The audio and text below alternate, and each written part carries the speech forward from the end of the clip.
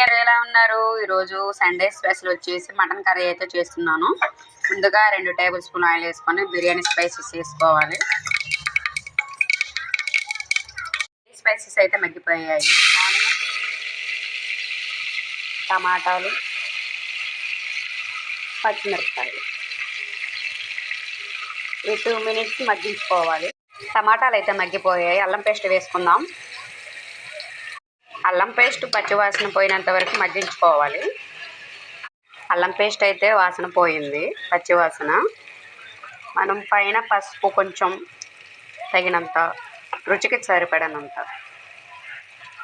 2 table స్పూన్లు కారం,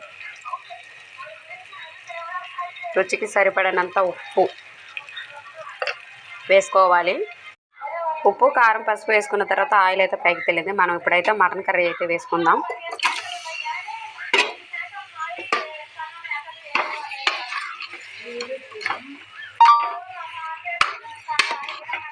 mutton అయితే 50% ఉడికింది.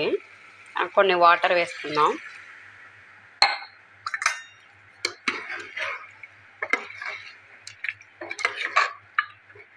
మనకైతే మటన్ అయితే రెడీ అయిపోయింది.